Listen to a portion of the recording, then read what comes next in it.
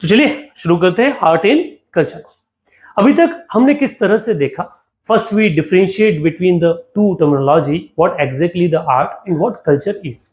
Art जो एक individual के बिलीफ, उसके एक्सप्रेशन का एक सिंपल मीन है कि कोई बंदा अपने अंदर की भावनाओं को किस तरह से उजागर करना चाहता है। तो अगर कोई बोले कि क्या गाली बकना एक आर्ट है, तो वो भी अपने आप में एक आर्ट वाली स्थिति में आ जाता है कि वंस इंडिविजुअल्स इमोशन को आप किस तरह से बाहर ला रहे हैं। तो फिर पेंटिंग हो गया, म्यूजिक हुआ, आपका स्कल्पचर्स हुए, सब आर्ट का हिस्सा होते हैं। ये एक सब ब्रांच है कल्चर की, क्योंकि art is heavily influenced by what, influenced by culture. किस सिविलाइजेशन में हम रह रहे हैं, उस सिविलाइजेशन में क्या ट्रेड्स फॉलो किया जाता है, कौन सा रिलीजन फॉलो किया जाता है, क्या उनका वे ऑफ लिविंग है, ये सारी चीजें किसका हिस्सा होती है, कल्चर का, और उसी से डोमिनेट होता है art. So there is a basic difference between art and culture. ये चीज हम डिस्कस कर चुके थे जब हमने इस आर्ट एंड कल्चर के बारे में बात किया। तो हम बोलते हैं कि आर्किटेक्चर एंड स्कल्पचर को हम पहले ले लेते, तो हम इसको क्लासिफाई करते हैं अलग अलग सेक्शंस में कि जो आर्ट होता है, ये आर्ट तीन हिस्सों में बांटा जा सकता है। First the visual art, second the performing art and the miscellaneous art. Art performing का आपको क्लैरिटी देखी, हम लास्ट वाले सेक्शन में जा चुके हैं। हम बात कर रहे थे विजुअल आर्ट के बारे में, जो कंसिस्ट करता है चार सेगमेंट्स को, architecture, sculpture, pottery and painting. So they are the four different aspect जिसके साथ हम विजुअल आर्ट्स को स्टडी करते हैं। और हमने ये कहा कि अगर हमें आर्ट एंड कल्चर को समझना है, आर्ट एंड आर्किटेक्चर को समझना है from the early period, we can classify it into the 5 different categories. अभी तक हम क्या कर चुके हैं, अभी तक हम इंडस वैली सिविलाइजेशन को पूरा समझ चुके हैं कि किस तरह से इंडस वैली समय आर्किटेक्चर का डेवलपमेंट हुआ, स्कल्पचर्स का डेवलपमेंट हुआ। देन बाकी लेक्चर्स में हमने ये देखा कि किस तरह से मौर्यन और बुद्धिस्ट आर्ट है, उनका डेवलपमेंट हुआ, उनका स्ट्रक्चर जो है वो चेंजेस उसमें मिला। नाउ अगला जो टॉपिक हमारा आता है वो टेम्पल आर्किटेक्चर का डेवलपमेंट आता है, जो किस समय पे हुआ, गुप्ता पीरियड में, और पोस्ट गुप्ता पीरियड वाला जो पार्ट है। तो आज हमारा जो टॉपिक है वो development of art and sculptures during Gupta and post Gupta period. जब गुप्ता और पोस्ट गुप्ता पीरियड के बारे में कहा जाता है तो एक शब्द यूज किया जाता है कि it is a golden era of ancient India.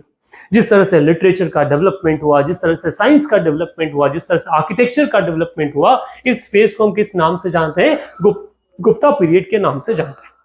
कई चीजों के क्लाइमेक्स हमने यहां देखने को मिले।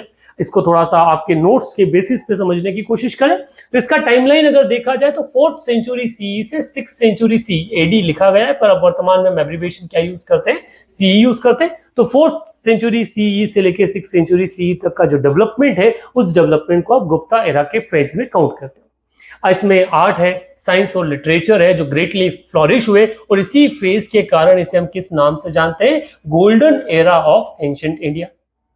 Iconography, actually what exactly thing is, समय के साथ ये जो आपका क्रिश्चियन एरा जहां से स्टार्ट हो जाता है, हमारे आइडल वर्शिप जो है वो डेवलप होना स्टार्ट हो गई। क्या डेवलप होना स्टार्ट हो गई, आइडल वर्शिप। अब आइडल वर्शिप डेवलप होने के बाद फिर उससे संबंधित हमारे यहाँ क्या होने लगे, डेवलपमेंट जो है वो होने लगे। शुरुआत में आइडल वर्शिप नहीं होती थी, पर हाँ इस वाले फेज में आइडल वर्शिप से लेकर फिर हमने टेम्पल्स के बड़े बड़े कंस्ट्रक्शन जो है वो देखना स्टार्ट किए। So the iconographic canons of the Brahmanical, Jainism and Buddhism divinities were the perfected and the standardized। तो इस समय क्या हुआ, तो उन्हीं आइकॉन्स को लेकर स्कल्पचर्स का क्रिएशन किया गया, आर्किटेक्चर का क्रिएशन जो वो किया गया, और हमने इस समय में कुछ चीजों का क्लाइमेक्स देखा। पहला किसका, आर्किटेक्चर का, और दूसरा स्कल्पचर का। आर्किटेक्चर को आप दो हिस्सों में क्लासिफाई कर सकते हो, एक होता है केव आर्किटेक्चर और दूसरा टेम्पल आर्किटेक्चर। और जब स्कल्पचर के बारे में बात करें तो यहाँ एक नया स्कूल मिला, कौन सा, सारनाथ स्कूल ऑफ स्कल्पचर। अभी तक ये आपका 4th स्कूल स्कल्पचर के मामले में, क्योंकि शुरुआत आपने की तो आपने बोला कि आपके यहाँ डेवलप हुआ कौन सा school of sculpture, Gandhara school of sculpture, जो हेलेनिस्टिक आर्ट से क्या था, प्रभावित था। फिर समय के साथ आपके यहाँ डेवलप हुआ कौन सा sculptures, Mathura school of sculpture, जहां पे आप रेड सैंडस्टोन से स्कल्पचर्स बनाए। फिर यहाँ पर डेवलप हुआ कौन सा, अमरावती स्कूल ऑफ स्कल्पचर, जो कहां पर सदर्न इंडिया में या डेक्कन वाले पोर्शन में डेवलप हुआ। तो 3 ये थे, और 4th स्कूल जो आपको मिलता है वो कौन सा मिलता है, Sarnath school of sculpture. School of sculpture एक ऐसी चीज जहां पर सेम ट्रेड को फॉलो किया जाता हो, सेम आइडियाज को फॉलो किया जाता हो, उसे हम क्या कहते हैं, उसे हम इस स्कल्पचर वाली कहानी में रखते हैं। तो यहां से आपके स्कल्पचर का पार्ट या गुप्ता फेज, जो उस गुप्ता फेज की शुरुआत होती है, जहां पर हम एक क्लाइमेक्स देख रहे हैं आर्किटेक्चर का, एक क्लाइमेक्स समझ रहे हैं किस चीज का। अब इस गुप्ता एज के बारे में बात करें तो ये गुप्ता पीरियड वाले जो लोग थे ये बेसिकली ब्राह्मणिकल थे। अब अभी से पहले हमने जितने भी देखे उसमें बुद्धिज्म का डोमिनेंस मिला, क्योंकि स्टेट का रिलीजन ही क्या हुआ करता था, बुद्धिस्ट हुआ करता था। राजा ने खुद ने क्या अपना लिया, बुद्धिज्म को अपना रिलीजन अपना लिया। इसलिए जो भी स्कल्पचरल डेवलपमेंट हुए, आर्किटेक्चरल डेवलपमेंट हुए, उन सब में आपको क्या दिखा, बुद्ध दिखा, स्तूप दिखे, कोई मंदिर अभी तक देखने को नहीं मिला। पहला बंदा अच्छा शुंग आए थे कुछ समय के लिए, पर वो इतना कोई बड़ा समय रूल भी नहीं कर पाए और कोई बहुत बड़ा कंट्रीब्यूशन स्कल्पचर के नामने में, आर्ट के मामले में नहीं कर पाए। परंतु अब अगला कोई ऐसा आया बंदा, तो वो किस समय आया, आपके गुप्तास के समय। तो they have the Brahmanical as the religion, show tolerance toward Jainism and Buddhism, क्योंकि इस समय बुद्धिज्म और जैन के स्ट्रक्चर भी मिलते हैं।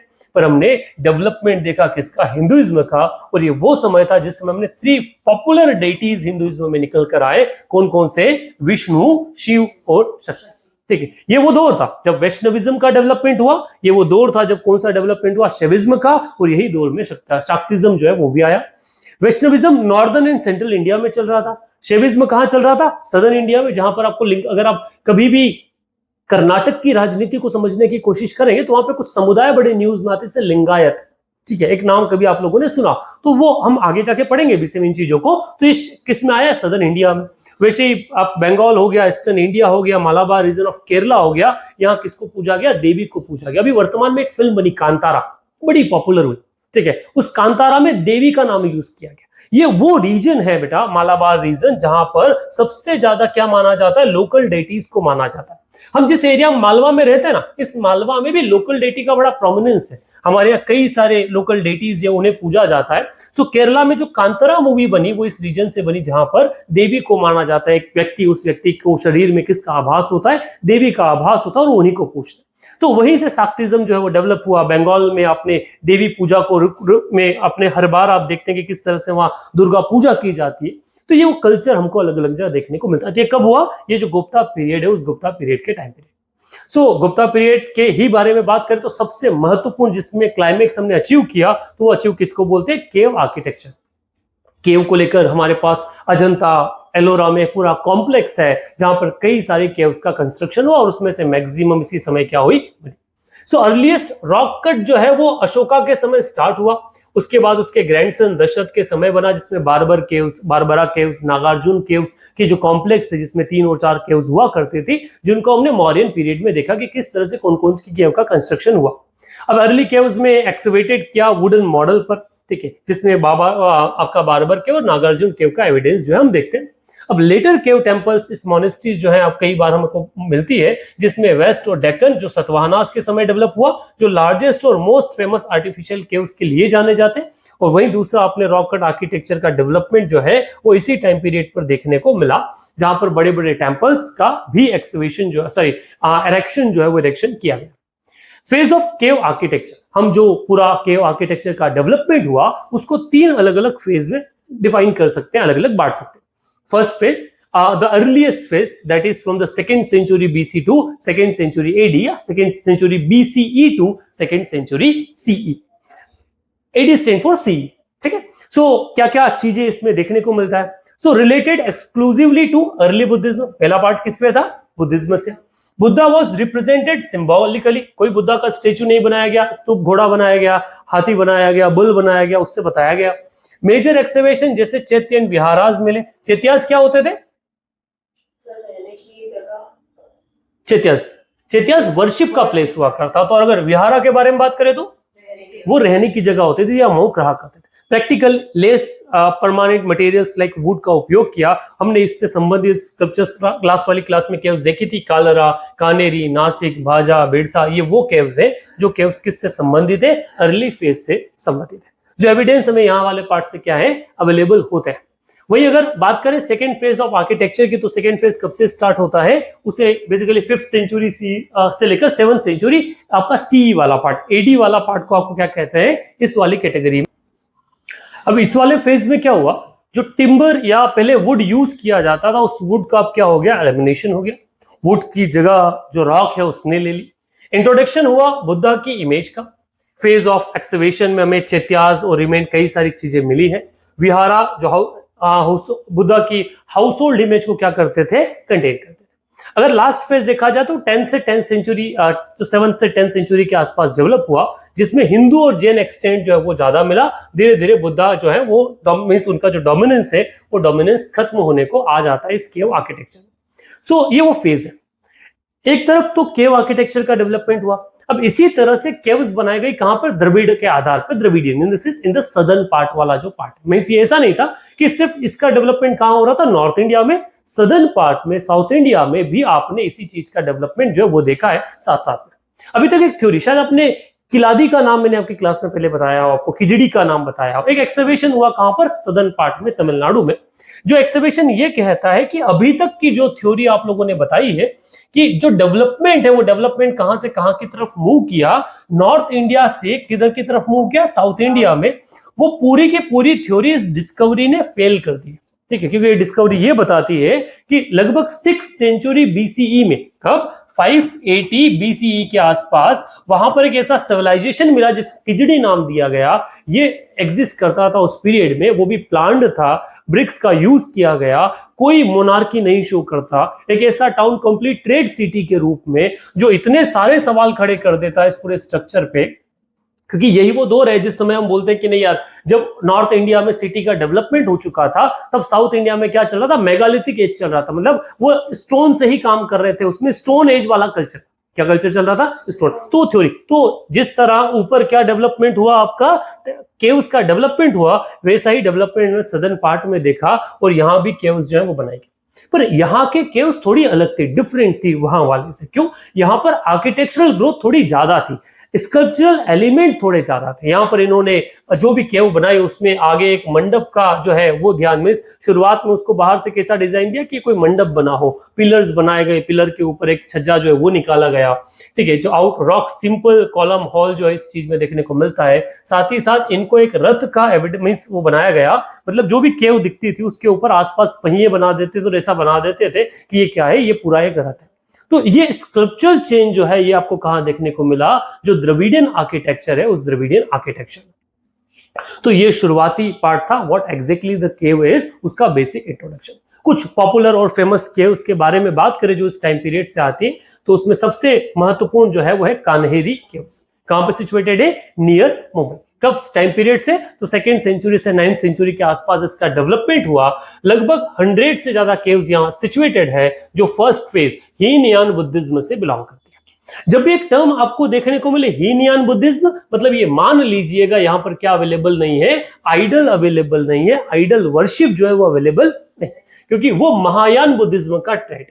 So image of Buddha in Chaitya Hall suggests later edition, मतलब बाद में क्या मिला, बुद्धा का एविडेंस जो मिलता है इन चैत्या में वो बताता है कि बाद में ये जो हीनयान है इसमें किस चीज का एंट्री हो गया, यहाँ महायान बुद्धिज्म जो है उस महायान बुद्धिज्म का एंट्री हो गया। तो ये पहला part. Main features, flights of connecting steps, हमें एक दूसरे को कनेक्ट करने वाला जो लेडर है, स्टेप्स, वो मिलता है। Stone seats provided for the monk to rest on, ठीक है, तो उस समय उनके लिए बेड जो है उस बेड का निर्माण करवाया गया, सीट्स का निर्माण करवाया गया।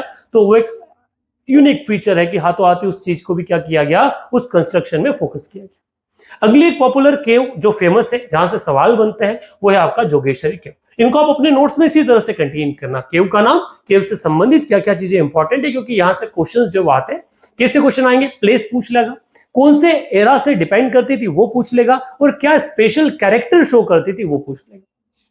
अगला आता है आपका जोगेश्वरी केव, जो महाराष्ट्र का सेल्सिट आइलैंड, जो उस आइलैंड के ऊपर क्या है, सिचुएटेड है। Second half of to the 8th century तक, second half of the 8th century में से बनाया गया। डिफेस्ड है, पूरा फेस उसका उस तरह से ड्रॉ नहीं है जिस तरह बाकी चीजों का हम देखते हैं। Belongs to the first stage of Mahayana Buddhist architecture. कहां से बिलोंग करती है, बुद्धा के फाइल। अभी यहां से रिप ऑफ हो चुका है, टूट गया है, बाद में किसी ने डिस्ट्रक्ट कर दिया या बाद में अवेलेबल नहीं हुआ, उसका बहुत ज्यादा एविडेंस हमारे पास अवेलेबल नहीं। ब्राह्मणिकल इन्फ्लुएंस इसमें दिखता है, एविडेंट है। अब हो सकता है कि ये बाद में ब्राह्मणिकल से बुद्धिज्म में कन्वर्ट हुआ या बुद्धिज्म से ब्राह्मणिकल, पर हाँ इन्फ्लुएंस हमें दिखता है। Shrines are isolated and stand in the center of Karikom Hall with a more than one entrance. एक से ज्यादा, पूरा एक अंदर सेंट्रल हॉल बनाया गया और एक से ज्यादा एंट्रेंस भी हमें यहाँ क्या मिलते हैं, देखने को मिलते हैं, जो शायद कम ही केव्स में देखने को मिलते हैं कि आपने एक से ज्यादा एंट्रेंस जो है वो वहां पर मिले। अगली वैसे ही कोई पॉपुलर केव है तो वो कौन सा है आपका, मंडपेश्वर केव। ठीक है, जिसे मॉन्टे पेजर के नाम से भी क्या करते हैं जानते हैं, और कंटेम्प्रेरी है किसकी, जोगेश्वरी केव की। एक सवाल आप लोगों से, इसको ढूंढिए कहां पर, कौन से एरिया में ये क्या है, ये सिचुएटेड है कहां पर, क्योंकि एक टेबल आप अपनी इसमें बनाइएगा, कौन सा केव कहां उसका लोकेशन। इससे क्वेश्चन आता है, जैसे हमारे यहाँ भोजा केव है, धार में सिचुएटेड है, बाघ केव है, ये केव्स अलग अलग, या हमेशा क्वेश्चंस क्या बनाती। कंटेम्प्रेरी ऑफ जोगेश्वरी केव है, only Brahmanical cave to be converted in Christian shrine. पहले ब्राह्मणिकल हुआ करता था, बाद में किसमें कन्वर्ट हो गया, क्रिश्चियन में। Rooms of old Portuguese church is found. Franciscan monastery nearby, यहाँ पर देखने को भी मिलती है, उसका डोमिनेंस है वो भी इस कल्चर में दिखता है। Caves have sculptures of the Nataraja, Sadashiva and splendid sculpture of Ardhanarishvara, ठीक है, उनका भी एविडेंस मिलता है। मतलब मेनली शेविज्म से फॉलो, शेविज्म को से बिलोंग करने वाली ये क्या है, केव है। इट कंटेन द लार्जेस्ट मंडप एंड प्रोमिनेंट गर्भगृह, ये दोनों चीजें आपको यहाँ देखने को मिलती है। बड़ा सा मंडप है और अंदर क्या भी है, गर्भगृह है, जो हिंदुइज्म का एक बड़ा हिस्सा है। हिंदुइज्म के इस पूरे आर्किटेक्चर में अगर आप देखेंगे तो गर्भगृह को महत्वपूर्ण रोल दिया जाता है। और हम उज्जैन से बिलोंग करते हैं, हमारे यहाँ गर्भगृह काफी बड़ा एक इशू बन चुका है वर्तमान में। फिर न्यूज में, पहले न्यूज में आया था कि किसी विधायक का बेटा जबरदस्ती घुस गया, अभी न्यूज में आया कि कोई पांडुरंग करके गुरु है, वो क्या चले गए अपने साथियों के साथ गर्भगृह में पहुंच गए, जबकि अभी हमने गर्भगृह में क्या कर रखा है, जाना आना बंद कर रखा है। परंतु ये चीजें हमेशा होती है जो बताती है कि there is difference between a special man and a common man. कितना भी कह दो हमारे यहाँ बराबरी नहीं आ सकती। अच्छा, अगली कुछ पॉपुलर केव्स जिसमें कार्ले, भजा एंड बेडसा केव्स का नाम आता है। ठीक, कार्ले केव्स हीनियन पीरियड से बिलोंग करती है। मेन फीचर क्या है, चैत्याज है यहाँ पे। It entrance and arrangement of the sun windows, ये इसका मेन फीचर है। अगली prominent caves, Bhaja caves, 18 caves है जो बुद्धिस्ट के नन्स के लिए बनाई गई, 2nd सेंचुरी बीसी से बिलोंग करती है। लास्ट केव जो है फाइन स्कल्पचर्स रखती है, Prince sitting on the elephant and dancing couple. ये चीज कहां से मिलेगी आपको, भजा केव्स जो वहां से। बेडसा के, इसको एज इट इज आप अपने नोट्स में डालिएगा ना, क्योंकि ये काफी महत्वपूर्ण है। यहाँ से सवाल हमने पिछले पीवाईक्यू देखे हैं और हम इसको लेके एक पीवाईक्यू सेशन भी रखेंगे, जिसमें क्या रहेगा, सारे के सारे पीवाईक्यूज को हम डिस्कस करेंगे और आंसर, क्योंकि जैसे एक टॉपिक ये मॉर्निंग खत्म हो जाएगा, इसके बाद सारा हिस्सा हम इसको लेकर आएंगे। बेडसा केव के बारे में बात करें तो belong to the later period than the Bhaja caves, smaller chaityas than the Karle, but quite similar to it, वैसा ही मिलता है। अब इसकी लोकेशन कहां कहां पर है, ये एक टेबल है, आप अपने बनाइए, अपने जो नोट्स है वो नोट्स कहते हैं। तो ये वो कार्ले, भजा और बेडसा केव्स है जिन केव से भी सवाल पूछे जा सकते हैं। अब इसके अलावा सबसे पॉपुलर और मोस्ट इंपॉर्टेंट केव्स है जो I repeat, I think something Mrs. तो पॉपुलर एक और केव आया, कौन सा, अजंता, जो काफी पॉपुलर है। आपके शायद नोट वगैरह पे भी देखने को मिल जाती है, नहीं है, नहीं है, तो अगले नोट जो जारी होंगे उसमें अजंता के ऊपर डाल देंगे। चलिए, यूनेस्को ने इसे क्या डिक्लेयर किया है, वर्ल्ड हेरिटेज साइट डिक्लेयर किया है। कहां पर सिचुएट है, औरंगाबाद में। टाइम पीरियड 200 बीसी से 650 सी के आसपास। एस्थेटिक विजन दिखाती है, एक एडवांस टेक्नोलॉजी को बताता है, नॉलेज और रिलीजन दोनों को कंबाइंड इसमें देखने को मिलता है। इसका डिस्कवरी हुआ 1829, ठीक है। एक इसे क्रिसेंट का क्या दिया गया, शेप दिया गया, और अर्ली बुद्धिस्ट जो पार्ट है उसको डिफेंड करता है। हैंसोंग फाहियान जैसे जो ट्रेवलर आए, उन्होंने अजंता के बारे में अपने अकाउंट में क्या किया है, मेंशन किया है। उस समय ये लाइव हुआ करता था, यहाँ मॉन्क क्या करते थे, रहा करते थे। तो जैसे अर्पिता का सवाल है कि यूनेस्को ने इसे किस साल में वर्ल्ड हेरिटेज साइट डिक्लेयर किया, ये आप कहाँ डालेंगे, कमेंट बॉक्स में, जब आप घर जाके इस वीडियो को वापस देखें। और जिनका हो गया वो वापस देख कर क्या कीजिएगा, इसके अंदर कमेंट कीजिएगा कि नहीं भैया इसका एग्जैक्ट डेट है, इस साल में से वर्ल्ड हेरिटेज साइट डिक्लेयर किया। अच्छा, अब की बार भारत की तरफ से कौन सी एंट्री है जिसे वर्ल्ड हेरिटेज साइट माना गया है? हाँ, आगे लैंडस्केप ऑफ मराठा मिलिट्रिया, ठीक है, जो मराठा मिलिट्री फोर्ट्स है, ठीक है, क्योंकि वो अपने आप में एक मिलिट्री लैंडस्केप है, उसको किसने इंक्लूड किया है, 44th entry from India as the world heritage site. इसको लेके पीआईबी ने आज डाला भी है। ये स्कल्पचर जो कहां पर देखने को मिला, आपके जो औरंगाबाद के अजंता केव्स है वहां पे आपको देखने को मिलेंगे, जहां बुद्धा की स्टेच्यू दिखती है, जो शो करता है कौन सा बुद्धिज्म से बिलोंग करता है, महायान बुद्धिज्म के फेस से। पिलर्स के ऊपर वाला हिस्सा उसे भी डेकोरेट किया गया, किससे, जो बुद्धिस्ट आर्किटेक्चर होता है या जातका टेल से, जातका स्टोरी उनके साथ में। सो जनरली ग्रे स्टोन के ऊपर या येलो इन द कलर ये पूरा के पूरा स्ट्रक्चर जो है वो देखने को मिलता है। बुद्धा के साथ साथ बुद्धा से संबंधित कहानियां, इनमें उनका डेपिक्शन जो है वो डेपिक्शन आपको क्या होगा, वो शो होगा।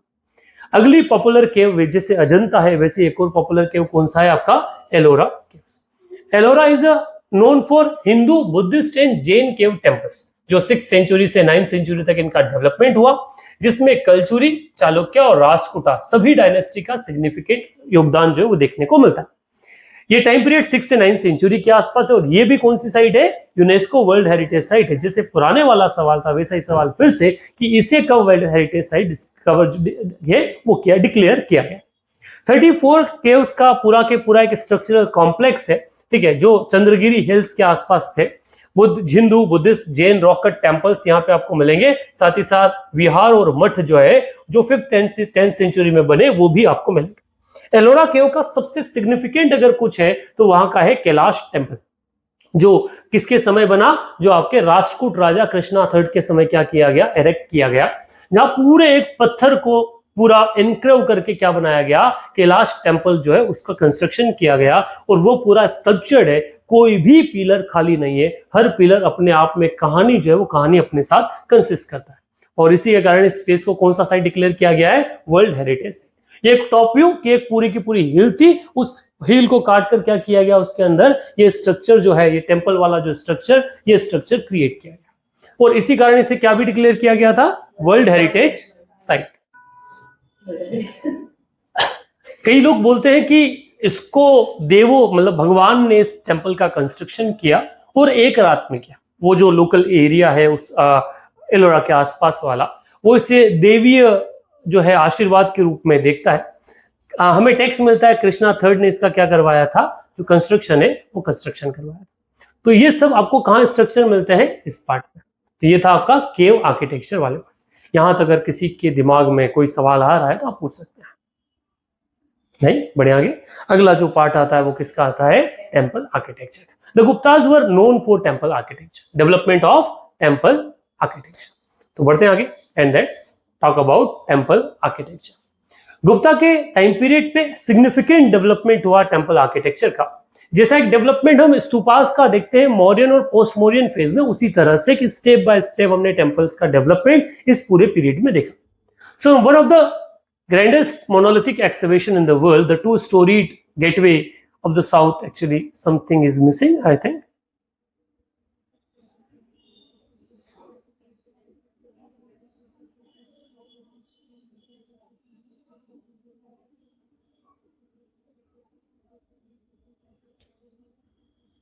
चलिए, वो एक स्लाइड शायद बीच में आपका कंप्लीटली शायद पहले वाला जो स्ट्रक्चर उससे निकल के आ गया, इसको एक बार गो थ्रू हो जाएगा। अगर हम टेम्पल आर्किटेक्चर के बारे में बात करें तो जो गुप्ता पीरियड है उसमें हमें सिग्निफिकेंट टेम्पल का डेवलपमेंट दिखता है कि पहले सिर्फ चबूतरा बनाया गया, चबूतरा के बाद उसके ऊपर स्ट्रक्चर खड़ा किया गया, फिर ऊपर उस पर आपका शिखर है वो शिखर आया। और इस समय जो किसी आर्ट का डेवलपमेंट हुआ उसे कहा जाता है नागर स्टाइल ऑफ डेवलपमेंट, नागर स्टाइल ऑफ आर्किटेक्चर के बारे में। फर्स्ट स्टेज जहां पर टेम्पल्स बनाए गए, स्क्वायर टेम्पल हुआ करते थे, फ्लैट रूफ टेम्पल होते थे, शेलो पिलर्स को यूज में इन्हें बीच में लगाया जाता था। टेम्पल जो है वो लो प्लेटफॉर्म निचले हिस्से पर क्या किए थे, बनाए जाते थे। तो इसका एविडेंस आपको मिलेगा टेम्पल नंबर 17 जो कहां पर सिचुएट है, सांची में, ठीक है। कालका देवी टेम्पल जो तिगवा मध्य प्रदेश में, ये यहाँ से सवाल कई बार पूछे गए एमपीपीएस से। सो कालका देवी टेम्पल जो तिगवा मध्य प्रदेश में सिचुएटेड, वो किसका एग्जांपल है, first stage of temple architecture जो डेवलप हुआ किसके टाइम पीरियड पे, गुप्ता टाइम पीरियड। 70 एक्चुअली क्या है कि जो शुरुआत में एक्सकवेशंस हुए उनको नंबर डाल दिए जाते हैं, क्योंकि कई बार डेटी नहीं मिलते तो फिर आपको क्या है कि वो डिस्कवरी है, ठीक है, वो आपका स्पिरिचुअल लेवल पे नहीं देखा जाता, तो उसमें आप क्या करते हो, नंबर्स दे देते हो, आइडेंटिफिकेशन में क्या हो, इजी हो जाए। जैसे आपने हड़प्पा ने R37 पढ़ा, तो R नाम का एक टीला, ठीक है, R37 बरियल, तो ये अलग अलग माउंट को अलग अलग नाम दे दिया जाता है कि बाद में उसको क्या हो, अंडरस्टैंडिंग के लिए इजी हो। तो ये था फर्स्ट स्टेज। सेकेंड स्टेज में थोड़ा सा चेंज आया, स्क्वायर टेम्पल अभी भी थे, फ्लैट रूफ अभी भी थे, पर जो प्लेटफॉर्म पहले लोअर हुआ करता था, अब प्लेटफॉर्म कैसा हो गया, हायर हो गया। पहले जनरली लोअर प्लेटफॉर्म पे टेम्पल बनाए जाते थे, अब एक चबूतरा बनाकर उसके ऊपर क्या बनाए जाने लगे, टेम्पल्स, जो उनका कंस्ट्रक्शन होने लगा, ठीक है। एक पासेज स्पेक्ट्रम के आसपास दिया गया जिसे परिक्रमा पथ कहते हैं, उस तरह से, और 2 स्टोरी टेम्पल जो है वो भी मिलते हैं, और इसका एविडेंस आपको मिलता है पार्वती टेम्पल जो नचन कनूरा मध्य प्रदेश जो है, ठीक है, कुंतरा, सॉरी नचन कुंतरा पढ़ा होगा शायद अपने एमपी आर्किटेक्चर में, वहां पर क्या होता है, वहां पर अवेलेबल होता है। तो यहां तक कोई डाउट है किसी के दिमाग में? तो ये टेम्पल के बारे में पार्ट आता है। तो ये स्ट्रक्चरल डेवलपमेंट आपको टेम्पल्स का यहाँ देखने को मिलता है। स्पेसिफिकली शिव टेम्पल भी हमें इस समय से देखने को मिलता है। मेनली कौन से है? विष्णु। और कई टेम्पल्स में से अंदर से मूर्तियां गायब है क्योंकि वो डिस्ट्रक्ट कर दी गई लेटर पार्ट जो पीरियड आया उस पीरियड के। अगला जो फेज आता है जिस समय और थोड़ा सा टेम्पल के स्ट्रक्चर्स में एक डेवलपमेंट जो है वो डेवलपमेंट हम लोग देखते हैं। पहले में आपका लो एक स्क्वायर टेम्पल्स बने, प्लेटफॉर्म लो था, सेकेंड वाले में हायर प्लेटफॉर्म जो वो देखने को। अब जो थर्ड पार्ट आया उस स्ट्रक्चर में स्क्वायर टेम्पल हुआ करते थे, पर कौन सा कॉन्सेप्ट आ गया? शिखर का। लो और स्क्वायर शिखर इसके अंदर होते थे, बड़े ऊंचे शिखर नहीं बनाए जाते थे, पर पिलर्स डालने लगे, हायर प्लेटफॉर्म कंटिन्यू हुआ और पंचायतन स्टाइल जो है वो निकल कर आया, जिसमें एक तो मेन श्राइन होता था, साथ में 4 सब्सिडरी श्राइन होते थे। पंचायतन मतलब 5 अलग अलग छोटे छोटे शिखर्स बना, एक सबसे बड़ा, फिर छोटे छोटे शिखर्स बनते थे, तो पंचायतन कहते हैं। मेन स्ट्रक्चर रेक्टेंगुलर शेप का होता था, ठीक है, क्रूसिफाइड एक ग्राउंड प्लान बनता था, और नागर स्टाइल का बेसिक डेवलपमेंट यहीं से मिलता है। एविडेंस आपको मिल जाएगा जो देवगढ़ यूपी में दशावतार टेम्पल है वो भी अवेलेबल है। कौन से टाइम पीरियड से? इसी थर्ड स्टेज का टेम्पल आपको देखने को मिलेगा, जिसका इमेज जो है वो इस तरह से आपको मिलता है। हाई प्लेटफॉर्म है, ठीक है, एक आपने क्या बनाया, स्क्वायर टेम्पल बना, स्क्वायर टेम्पल के ऊपर शिखर बना। ये तो एक है। इसके अलावा आपको पंचायतन के एविडेंस भी क्या होंगे, मिलेंगे, जिसमें आपको एक के साथ में कितने बनाए गए, 5 अलग अलग स्टेज मिलते हैं, ठीक है।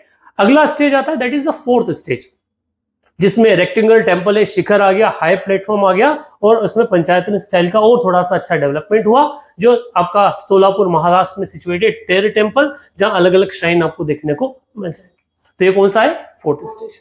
फिफ्थ स्टेज थोड़ा और चेंज आया, शिखर वगैरह बढ़ा। अब वो जो अभी तक स्क्वायर हुआ करते थे वो अब कैसे हो गए? सर्कुलर टेम्पल हो गए with rectangular projection at 4 cardinal face, ठीक है। जो मीनार मठ राजगीर में है वो ये 3 बाद में लगाया है, तो इस 3 को आप गुप्ता पीरियड के 3 मत समझिएगा, ठीक है। ये बाद में जो ऊपर से डिस्टर्ब हो चुका उसे कवर करने के लिए यूज किया गया। कहां पर है? मनियार मठ, आपका राजगीर बिहार। ये 5 अलग अलग स्टेज में यहां पर क्या हुआ, टेम्पल का जो डेवलपमेंट है वो टेम्पल का डेवलपमेंट। यहां तक क्लियर है? अभी जो टेम्पल आर्किटेक्चर है इसको वर्तमान में पूरे समय में जो आर्किटेक्चर चलता है, अब 3 मेन कैटेगरी में बात करते हैं। कौन कौन सी 3 मेन कैटेगरी? एक है नागर style of architecture develop temple architecture, दूसरा वर्सा स्कूल ऑफ टेम्पल आर्किटेक्चर, और तीसरा आता है आपका Dravidian school of temple architecture, ठीक है। ये 3 स्टाइल जहां आप देखते हैं, एक नॉर्थ इंडिया में नगर, साउथ इंडिया में द्रविडियन, और जो सेंट्रल इंडिया है वहां पे आपको कौन सा स्टाइल ऑफ आर्किटेक्चर मिलता है? वहां मिलता है आपको Vesara style of temple architecture. So they are the 3 things जिनके बारे में बात किया, नगर, द्रविड़ और वैसरा। और ये कहां से आपको मिल जाएगा? शिल्प शास्त्र में इसका मेंशन जो है वो मिलेगा, जो पूरा के पूरा आपका इस आर्किटेक्चरल डेवलपमेंट को लेकर एक शास्त्र। सबसे पहला आता है नागर स्टाइल ऑफ टेम्पल आर्किटेक्चर। इस तरह के शिखर वाले जो भी मंदिर आपको दिखे उन्हें हम नागर स्टाइल ऑफ टेम्पल आर्किटेक्चर में कहते हैं। क्या किस तरह से बनाया जाता है? तो एक रेज्ड प्लेटफॉर्म होता है, एक बिल्कुल चबूतरा, जिसे ओटला भी आप कहते हैं, वैसा रेज्ड क्या होता है? चबूतरा होता है। उस चबूतरे के ऊपर श्राइन को बिठाया जाता है, बीच में श्राइन होता है, श्राइन के ऊपर सबसे ऊपर क्या बनाया जाता है? एक स्ट्रक्चर वो कंस्ट्रक्ट किया जाता है। श्राइन बीच में रहता है, उसे गर्भगृह कहते हैं। क्या कहते हैं? उसके आसपास परिक्रमा पद बनाया जाता है, सबसे ऊंचा शिखर उसके ऊपर होता है। फिर आपका एक सेकेंडरी शिखर आपको दिखेगा जो पूरा के पूरा मंडप हो, अच्छा, और जहां पे जो भी भगवान अंदर बैठे उनका डाइटी का वाहन व्हीकल बैठता है। शिव है तो कौन बैठेगा? नंदी बैठेंगे। विष्णु है तो विष्णु का वाहन क्या है सर? गरुड़ जो है वो बैठेंगे। तो वो हर व्यक्ति का क्या मिलेगा? आपके जो वाहन है वो मिलेंगे, और आगे पूजा पाठ भजन मंडली कीर्तन करने के लिए, ध्यान लगाने के लिए क्या रहेगा? आपका एक मंडप है, वो मंडप मिलेगा हवन पूजन करने के। सो ये इस तरह से उसका क्या बनता था? आर्किटेक्चर जो बनता था। ये जो एविडेंस आप देख रहे हो, ये जो टेम्पल स्ट्रक्चर देख रहे हो, ये कहाँ का है? कंदरिया महादेव का है, जो कहां पर सिचुएटेड है? खजुराहो में सिचुएटेड। सो ये टेम्पल आर्किटेक्चर डेवलप हुआ। नीचे आपका मंडप, ऊपर आपको गृहगृह कहते हैं। इस गृहगृह के ऊपर सबसे ऊपर आपको कलश मिलेगा। कलश के नीचे वाला जो एरिया उसे क्या कहते हैं? अमलका के नाम से जानते हैं। बाकी सब्सिडरी श्राइन, ठीक है। ये अंतराल, अंतरालय मतलब 2 चीजों के बीच का हिस्सा, फिर महामंडप और नीचे मंडप, ठीक। आगे अगर एक और मंडप है तो उसे क्या कहा जाएगा? अर्ध मंडप, इस तरह से अलग अलग 5 चीजें में बनाया जाता है। स्टेयर्स एंट्री जनरली इस डायरेक्शन अलग अलग होती है, किसी भी डायरेक्शन में हो सकती है, और ये इस तरह के टेंपल आपको देखने को मिलेंगे। वर्तमान में राम मंदिर जो बनाया गया, राम मंदिर भी कौन से टेंपल आर्किटेक्चर से बिलोंग करता है? नागर स्टाइल ऑफ टेंपल आर्किटेक्चर जो उससे बिलोंग करता है। वही एक्सप्लेनेशन जो हमने इसके बारे में भी बताया आपको, ठीक है, इसके आपको स्लाइड के अंदर मेंशन। देन आगे इसी स्कूल में देखा जाए तो इसमें नागर स्कूल के 3 अलग अलग रिप्रेजेंटेशंस मिलते हैं, नागर स्ट्रक्चर के 3। एक आपका उड़ीसा में डेवलप हुआ, एक चंदेलों ने डेवलप किया जो आपका खजुराहो में था, और एक सोलंकी ने जो गुजरात वाला एरिया जो है उसमें दिखता है। तो एक चंदेल वाला खजुराहो के आसपास वाला एरिया, उड़ीसा में, और आपका सोलंकी जो आपका गुजरात राजस्थान वाला जो बेल्ट है वहां पर आपको स्ट्रक्चर जो है डेवलप मिलता है। सबसे पहले बात करें उड़ीसा स्कूल के, तो इसका फाइनेस्ट एग्जांपल आपको जो देखने को मिलता है वो लिंगराज टेंपल मिलता है, जो खजुराहो में जो उड़ीसा में सिचुएटेड है। लगभग 8th से 13th सेंचुरी में ये बने। पार्ट ऑफ नागर स्कूल है। All feature of Nagara style are present. Exterior wall are beautifully carved and interior walls are plain. बाहर अच्छा बना है, अंदर प्लेन था। No pillar use was there. Technical innovation, use of iron grinder. The roof was partly supported by this iron girders. The Shikhar is this Odisha style is called Deol. क्या कहा जाता है उसे? Deol. मंडप is also called Jagmohan. Ground plane of main temple is square and they have boundary walls. अच्छा, यहाँ पर plane जो है उड़ीसा जनरली क्या होता है, नागर स्टाइल में रेस्ट प्लेटफॉर्म होता है, और जब आप उड़ीसियन स्टाइल देखोगे तो आपको क्या मिलेगा? ग्राउंडेड प्लेन मिलेगा। और यहाँ पे आपको जो इसी नागर स्टाइल में डेवलप्ड है जगन्नाथपुरी का टेम्पल, पर उस पूरी टेंपल के आगे आपको पिलर मिलेगा जिसके ऊपर वाहन बैठा है, जो जनरली किसका हिस्सा होता है? जो जनरली हिस्सा होता है आपका सदन या द्रविडियन स्टाइल ऑफ आर्किटेक्चर का। तो ये चेंज आपको यहाँ पर मिल जाएगा। जगन्नाथपुरी का जो टेंपल है वो, जो लगभग 11th सेंचुरी में क्या किया गया? बनाया गया। अब इस स्ट्रक्चर में देखें तो मेनली आपको देखने को मिलता है लिंगराज टेंपल, जो अपने आप में एक टेंपल कॉम्प्लेक्स है जिसमें कई सारे स्ट्रक्चर्स आपको देखने को मिलेंगे। ये चीज एज इट इज आपको दिखेगी कहां पर भी, जो जगन्नाथपुरी का टेंपल है उस पुरी के टेंपल में भी। टेंपल का जो साइज ऊपर शिखर बनाया गया, अमालिका के ऊपर क्या मिलेगा? कलश जो है वो देखने को मिलेगा। फिर आपका जो सेकंड जो मंडप है वो फिर अर्ध मंडप मिलेगा। लोअर एंट्रेंस है, और ऐसे कई सारे टेंपल कॉम्प्लेक्स जो है यहाँ पर क्या हो जाएगा? मिल जाएंगे। और ये सब क्या है? ये ग्राउंडेड प्लेन पर बना हुआ टेंपल है पूरा, कोई रेस्ट प्लेटफॉर्म यहाँ पर यूज नहीं किया गया। लिंगराज टेंपल कहां पर सिचुएटेड है? उड़ीसा में। सवाल कई बार पूछे जा चुके किस पे? इस लिंगराज टेंपल जो कॉम्प्लेक्स है, इस कॉम्प्लेक्स के ऊपर। यहां पर जगन्नाथपुरी का जो टेंपल है वहां पर डेटी कहां पर खड़े? बाहर खड़े। कोणार्क सन टेंपल जो उसी फील्ड से आता है, यहां रेस्ट प्लेटफॉर्म है। रथ कॉन्सेप्ट जो कहां चलता था? सदर्न इंडिया में। वो रथ का कॉन्सेप्ट यहां यूज किया गया, व्हील्स बनाए गए। वेल साइंटिफिकली डेवलप्ड पूरा के पूरा क्या है आपका स्ट्रक्चर। एक बड़ा स्ट्रक्चर तो जो पीछे वाला टूट गया है, आगे वाला स्ट्रक्चर अभी बाकी है, मतलब अर्ध मंडप वाला बाकी, मेन मंडप जो शिखर है वो टूट गया। इस पे पूरा कार्विंग की गई है, ठीक है। एक पूरे टेंपल पे स्कल्पचर्स बनाए गए हैं और मेनली अलग अलग हिस्सों पे बनाए गए। इस तरह से कहा जाता है कि लोअर पार्ट जो है वहां बच्चों से संबंधित चीजें बनाई गई हैं, जो बीच वाला पार्ट है वहां यंग एज जो एडल्ट है उनके हिसाब से, और ऊपर भगवान के आधार। ठीक है, यहाँ पर कामसूत्र से लेके जमाने की जो चीज है जो आपको खजुराहो में देखने को मिलता है, वही सारे के सारा जो स्कल्पचर्स है वो स्कल्पचर का डेवलपमेंट यहाँ आपको कोणार्क सन टेंपल में भी मिलेगा। तो ये डेवलपमेंट इसी नगर स्टाइल के हैं जो कौन से थे आपके उड़ीसा में।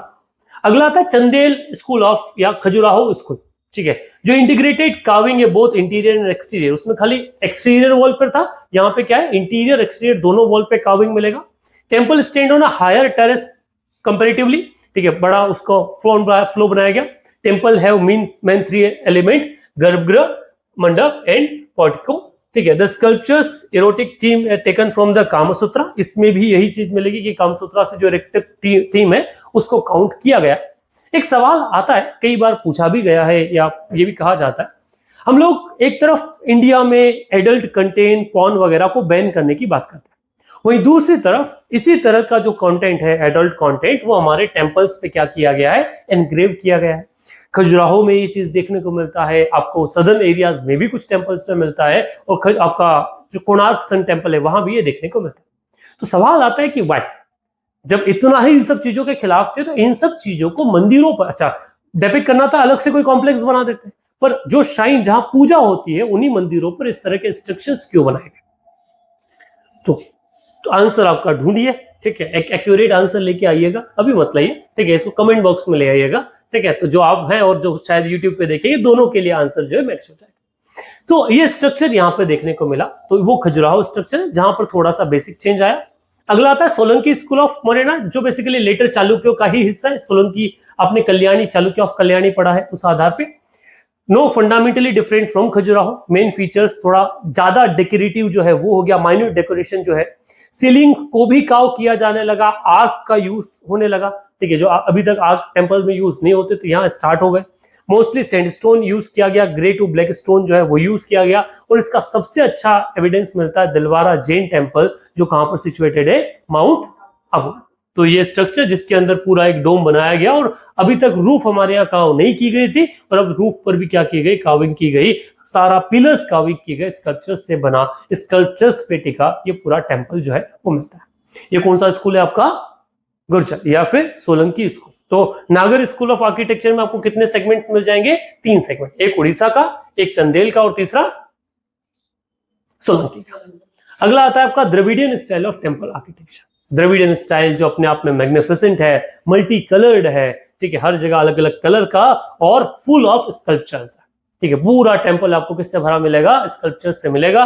और ये स्कल्पचर्स क्या, तो ये उस डेटी से संबंधित जो कहानियां हैं, स्टोरीज हैं, उन स्टोरीज को अपने साथ इलोबरेट करता है, उनसे संबंधित अनेक जो रूप है उन रूपों को क्या करता है, संबंधित करता है। अब सॉरी, ये स्ट्रक्चर बेसिकली किसका है, आपका जो लिंगराज टेम्पल के आधार पर बना हुआ है, ये वैसा ही है जो नागर स्टाइल में आता है।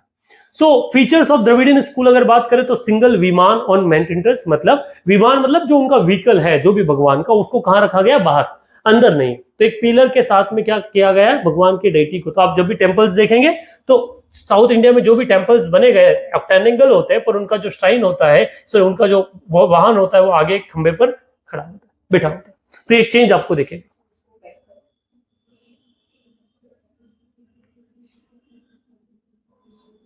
विमान टावर, हाँ, विमान में टावर नहीं, वो विमान का टावर मतलब होता है एग्जैक्टली। हम उसको व्हीकल बोलना चाह रहा था, विमान मतलब व्हीकल, ठीक है। तो व्हीकल को कहां बिठाया गया, जो एक स्तंभ बनाया गया, उस स्तंभ पर बिठाया गया। सो आधार पे आता है। पिलर्ड वॉल है, ठीक है। प्रेजेंस ऑफ टैंक हम देखते हैं, ह्यूज गोपुरम, एक बड़ा गेटवे आपको यहाँ देखने को मिलेगा। स्कल्पचर्स जो द्वारपाल वगैरह के स्कल्पचर्स वो मिलेंगे, और पूरा के पूरा डायनेस्टिकली अलग अलग समय पे इसका क्या हुआ है, डेवलप हुआ है। इनिशिएट हुआ था पल्लव के समय, और बाद में किनके समय, तो चोलास के समय इसका एक फाइनल डेवलपमेंट जो है वो मिलता है। और अभी मोदी जी विजिट करके आए कहां पर, गंगाईकोंड चोल टेम्पल पे, और वो गंगाईकोंड चोलपुरम में स्थित वो टेम्पल भी द्रविडियन आर्किटेक्चर का एक फाइन एग्जाम्पल है। 4 अलग अलग आर्ट इसमें देखने को मिलते हैं द्रविडियन स्कूल में, पल्लव आर्ट, चोला आर्ट, नायक आर्ट और विजयनगर आर्ट। चारों जगह माइन्यूट डिफरेंस आपको देखने को मिलेगा इन टेम्पल आर्किटेक्चर में। पल्लव आर्ट जो अराउंड 6th सेंचुरी एडी के सी के आसपास डेवलप हुआ। द्रविडियन टेम्पल आर्किटेक्चर जो पल्लव के ही द्वारा शुरू किया है, डेवलप्ड इन 4 फेज। पहला महेंद्र वर्मन के समय, फिर नरसिंह वर्मन के समय। शुरुआत में सिर्फ रॉक कट टेम्पल्स हुआ करते थे, कोई द वर्ड मंडप was use instead of temple, उसे मंडप ही कहा जाता था। नो रियल टेम्पल स्ट्रक्चर, और ये मिलेगा आपको आदि वराह केव, दुर्गा केव, ठीक है, ये पंच पांडव केव, ये सब उसका एग्जाम्पल है। नरसिंह वर्मन के समय decoration in rock cut cave start हुआ। मंडप जो है उनको रथ बना दिया गया, और 6 रथ इन 1 केव भी हमको देखने को मिलता है, ठीक है। ये महाबलीपुरम में आपको मिल जाएगा, सप्तरथ है बेसिकली वहां पे। और लार्जेस्ट रथ जो धर्मराज का, और स्मॉलेस्ट किसका है, द्रौपदी का रथ मिलेगा। धर्मराज वत was the precursor of the Dravidian style, यहीं से उससे पहले का एक पार्ट माना जाता है। यहीं से आपका, अच्छा, इसको महाबलीपुरम को भी क्या माना जाता है, वर्ल्ड हेरिटेज साइट के रूप में क्या किया गया है, डिक्लेयर किया गया। तो ये अर्ली पार्ट है किस चीज को लेकर, ये अर्ली पार्ट है टेम्पल आर्किटेक्चर को लेकर, द्रविडियन आर्किटेक्चर जिसे हम नाम देते हैं उस द्रविडियन आर्किटेक्चर। इस तरह के अच्छा जो आपका अगला जो फेज आता है इसके अंदर, वो आता है कौन सा, राजसिंह वर्मन जो था उसके समय। वास्तविक टेम्पल का डेवलपमेंट यही हुआ। ओपन एयर काविंग जो रॉक सरफेस पे देखने को मिली। डिफरेंट यहाँ के स्कल्पचर्स गुप्ता से अलग होते थे। मोर ओवल फेस मिले, हायर चिक्स, बोन क्रेट्स, ये एक माइन्यूट डिटेलिंग पर काम किया गया। एक्सेलेंस इन एनिमल रिप्रेजेंटेशन, सबसे अच्छा एविडेंस मिलता है कैलाशनाथ टेम्पल जो कांचीपुरम में सिचुएटेड है वहां पर। और महाबलीपुरम के जो शोर टेम्पल है, वो शोर टेम्पल भी इस समय का एक आर्किटेक्चर एक्सेलेंस जो है हमें अवेलेबल करवाता है। ये महाबलीपुरम के टेम्पल आर्किटेक्चर्स, बड़े बड़े केव्स को कट करके उन्हें एलिफेंट में ढाल दिया गया और इस तरह के टेम्पल्स बनाए गए। ये इन्हें प्रेसिडर माना जाता है किस चीज का, द्रविडियन स्टाइल का, क्योंकि इसी शिखर से फिर इसी तरह के शिखर जो है वहां पर क्या होना स्टार्ट हुए, बनना स्टार्ट हुए। किस समय, कहां पर, आपके सदन वाला पार्ट था उसमें। अगला जो स्कूल आता है वो कौन सा, Chola school of temple architecture. 10th to 11th century में डेवलप हुआ, ठीक है। पल्लव हेरिटेज को इन्होंने एक नए अप्रोच के साथ बनाया। विमान डोमिनेट द होल स्ट्रक्चर, जो ऊपर वाला हिस्सा उसको अलग तरह, वो उसी को सबसे ज्यादा फोकस से किया गया। तो ब्यूटीफुल क्रिएशन इसमें बृहदेश्वर टेम्पल जो तंजौर में है, और गंगैकोंड जो चोलापुरम तमिलनाडु के अंदर जो गंगैकोंड चोलपुरम टेम्पल है। बृहदेश्वर टेम्पल जो डेडिकेटेड उस किसके लिए, शिवा के लिए, किसके द्वारा बनाया गया था,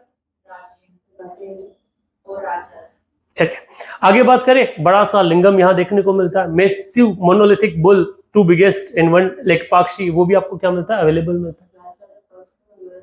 हाँ, आप गूगल कीजिए। टेम्पल का कंस्ट्रक्शन कब हुआ, आप लोग हैं, मैं तो उधर खड़ा खड़ा चेत भवानी चेत कर सकता हूँ। अगर दो अलग अलग ओपिनियन है तो हमें ज्यादा अच्छा लगता है उस चीज में क्या है, थोड़ा सा डिस्प्यूट अराइज हो, तभी मतलब निकलता ना। वर्ल्ड में भी आजकल बहुत ज्यादा ऐसा कुछ चल रहा है, ट्रम्प अंकल धमकाए जा रहे हैं। तो ट्रम्प अंकल को हमारे इधर जयशंकर ने बड़ा सा तमाचा मारा, पड़ा आपने, नहीं पड़ा। एक स्टेटमेंट, ऑफिशियल स्टेटमेंट जो है वो जारी किया किसके द्वारा, गवर्नमेंट ऑफ इंडिया द्वारा। उसमें बताया है कि जो तुम बात कर रहे हो कि हम रशिया से कुछ न खरीदे और तुम खुद खरीद रहे हो, तो इंडिया ने पूरा लिस्ट दे मारा है। अब देखते हैं वर्ल्ड मीडिया उसको किस तरह से हैंडल करता है।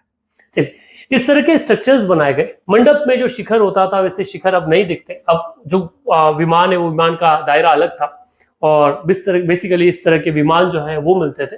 कुछ टेम्पल्स में आपको एक नागर स्टाइल का पार्ट मिल जाएगा, पर उसे आप पूरा नागर स्टाइल में कन्वर्ट नहीं मान सकते, वो उसी का सिग्निफिकेंट चेंज है।